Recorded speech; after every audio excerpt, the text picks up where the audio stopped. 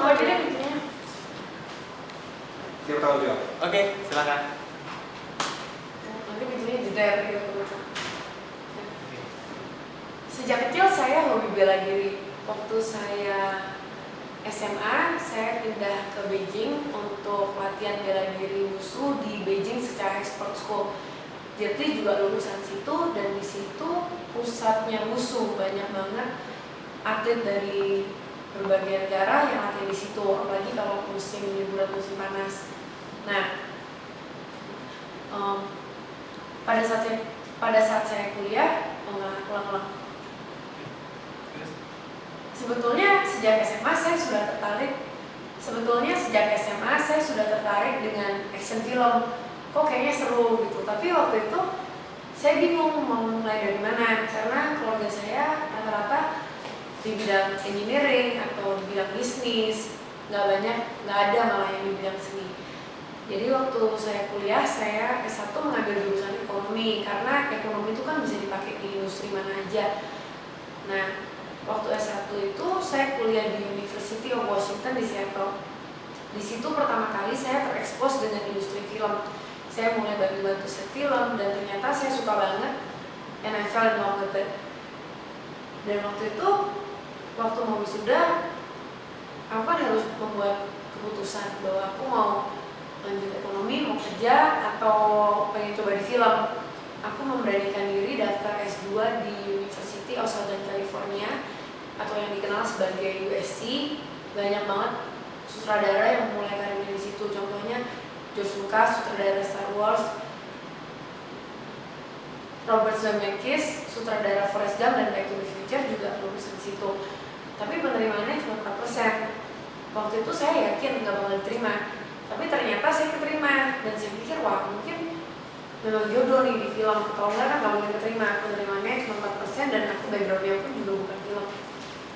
Akhirnya saya memutuskan untuk punya cita-cita baru. Saya pengen jadi sutradara. Nah, waktu itu saya mulai nulis ide cerita dengan adik saya.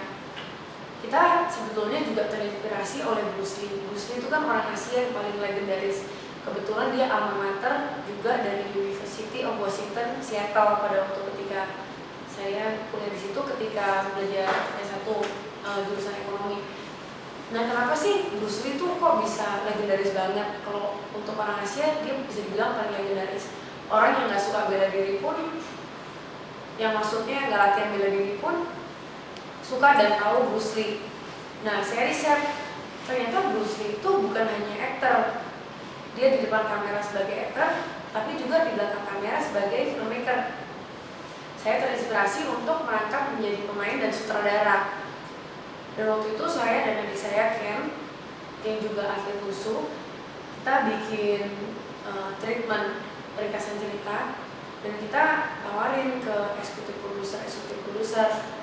Di awal sih responnya agak kurang bagus, kurang interest mereka, sampai akhirnya ketemu satu eksekutif produser yang udah belajar kungfu 20 tahun, dan dia itu udah pernah ke Asia, ke berbagai negara, udah lebih dari 10 kali. Wah, I think he's gonna be the perfect executive producer. Nah, waktu itu dia tanya, review udah ada skenario belum? Saya bilang belum. Terus saya dan adik saya garap skenario itu beberapa bulan, kita kasih ke dia. Katanya masih kurang bagus, 80% sama dia disuruh revisi. Waktu itu kita tetap semangat, karena kan emang Hollywood pusat perfilman, dan ya pastinya sulit lah, itu kan orang dari mana-mana pengen di Hollywood. Saya bilang ke adik saya, udah gak apa-apa Ken, kita coba lagi revisi kedua, ketiga, keempat, kelima, keenam, ketujuh, sampai 32 kali saya ditolak. Baru skenario-nya dinyatakan layak untuk di-syuting. Oh, berarti sampai 30 kali itu ada sempat titik jenuhnya nggak? Maksudnya kan orang juga pasti kan, aduh, udah kesini nih, udah cobain ini, pasti ada jenuh, ada bikin ini. Sebetulnya kalau dalam namanya ditolak, walaupun udah 32 kali itu nggak bisa kebal, ya tetap mungkin karena dari bela diri itu kan, kita kalau di bela diri itu diajarin bahwa kita tuh harus terus, walaupun jenuh, walaupun gagal, sampai kita bisa. Mungkin itu ke bawah gitu, jadi aku terus aja sampai skenario aku di-approve. Tapi gimana caranya untuk tetap keep spirit itu selain mengalihkan, mungkin ada cara lain mengalihkannya, mungkin dengan ada hobi itu sendiri atau gimana? Kalau misalnya skenario aku lagi ditolak, aku biasanya refreshingnya dengan makan makanan Indonesia. Aku nyetir 1 jam hanya demi makan mie gitu, terus balik lagi baru mulai tulis skenario lagi. Berarti dengan kata lain ini nulis skrip cuma berdua sama adik gitu, atau dibantu sama orang lain gitu? Saya nulis skenario berdua sama adik saya kan. Itu memang latar belakangnya mau ngambil cerita ini tuh apa sih maksudnya? Latar belakangnya itu kan ngambil cerita itu kan nggak sembarangan kan? Itu apa emang kejadian yang mungkin pernah diceritakan orang lain atau ini imajinasi sendiri? Film Brush with Danger terinspirasi oleh teman dekat saya yang melarikan diri dari perang di Ethiopia. Dia itu ke Amerika untuk sekolah pun uangnya nggak cukup, dia harus kerja, harus cari beasiswa sampai dia akhirnya sukses. It's so inspiring. Makanya untuk film Brush with Danger ini aku terinspirasi banget dari temanku ini yang satu. Oke, balik sekarang berarti udah dibilang cukup berhasil dengan di dunia film. Sekarang ini kesibukannya itu selain kan sudah selesai memproduksi kan, tinggal perilisannya aja di Indonesia. Selain itu aktivitas lain di film apa di Indonesia saat ini? Di film Sekarang? di Indonesia? Iya sekarang ini. Kalau sekarang sih aku sejak SMP tuh hobi ngajar. Waktu SMP aku ngajar bahasa Inggris. Kenapa bahasa Inggris? Di dunia ini kan ada sekitar 200 negara. Bahasa penghubung yang sekarang ini dipakai itu bahasa Inggris. Nah, aku waktu itu ngajar bahasa Inggris karena menurut aku bahasa Inggris itu pintu ke dunia luar. Mungkin gak semua orang bisa kuliah, tapi kalau zaman sekarang orang bisa searching di internet, mereka bisa belajar dari hanya meng-google sesuatu gitu. Nah makanya menurut aku penting banget untuk bisa menguasai bahasa Inggris karena itu adalah pintu ke dunia luar. Terus sekarang ini aku lagi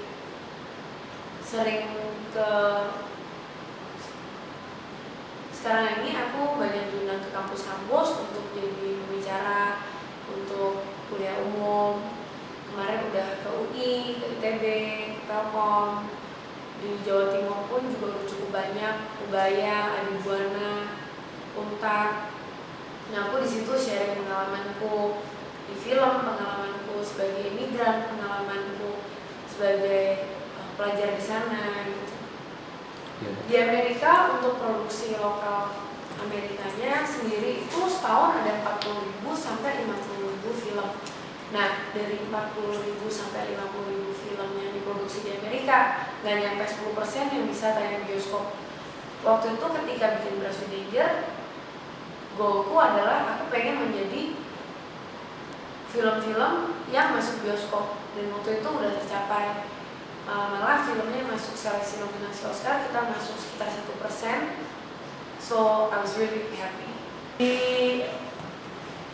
Di Amerika itu production house yang bikin film, memproduksi film. Lalu setelah filmnya jadi dikasih ke distributor. Distributor itu yang membiayai marketing, yang menghandle marketing, publicity, lalu nego dengan bioskop. Dan nanti akhirnya sampai bisa masuk bioskop dan jalur distribusi lainnya. Nah, yang aku lihat di Amerika sama di Indonesia ini, kalau di Indonesia production house bukan hanya bikin film, tapi juga mendistribusikan, juga memarketingkan film tersebut, publicity juga yang handle, jaringan bioskop juga itu networknya dari production house. Itu perbedaan yang saya lihat dari industri perfilman Amerika dan Indonesia, bedanya di situ. Terus udah, lu mau nanya lagi ya?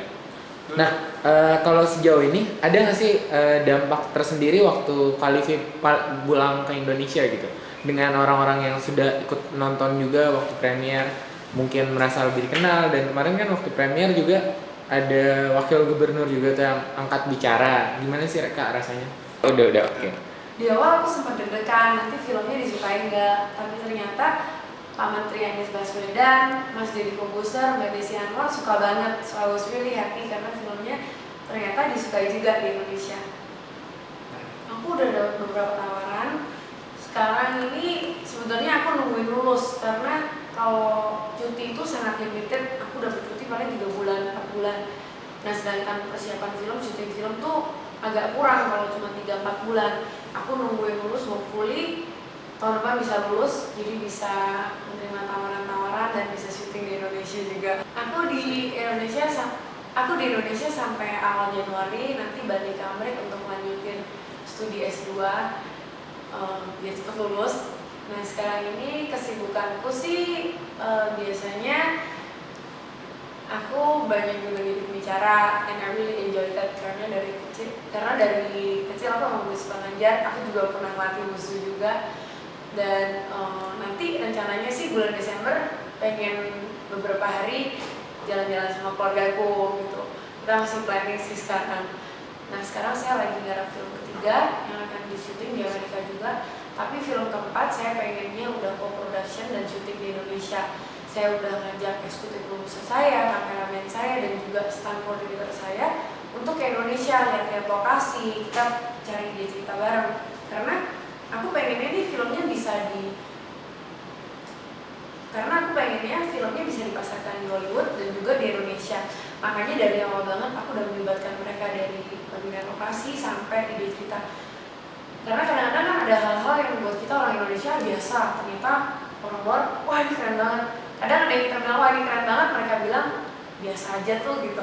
Nah aku pengennya dari awal kita udah menyetujui satu ide dan lokasi yang kedua belah pihak tuh, oh ini keren gitu, supaya nanti bisa dipasarkan di Hollywood dan juga di Indonesia. Sebetulnya aku tuh paling hobi nonton film komedi atau romantic komedi. Nah kalau menurut aku kalau ada cerita bagus, apapun genre-nya pasti jadi bagus. A good story is a good story. Cuman so far sih emang aku di film action, mungkin karena aku background-nya atlet, jadi lebih dipercayakan untuk mendirect film-film action, dan kebetulan aku juga suka film action tuh seru banget untuk didirect. Jadi sampai film keempat mungkin masih action. Untuk menghilangkan kejenuhan kamu, kan tadi kamu bilang makan mie ya kan, atau makan khas itu, ada nggak sih kamu di Amerika sendiri aktivitas kamu tuh ngapain aja selain kamu fokus film terus, kan pasti juga ada waktu sendiri, me time lah bilangnya ya kan gitu. Bisa ceritain nggak me time-nya kamu itu sendiri di Amerika itu gimana? Ini kata schedule gue baru kenal. Iya. Kan ke GI nggak datang ya? Enggak, aku baru tahu ini. Kalau datang pasti tahu. Kemarin tuh kita di GI mau wawancara, suara aku habis, aku mas belum banget suaranya, habis sudah mulai batuk-batuk, bisa diganti Senin kah?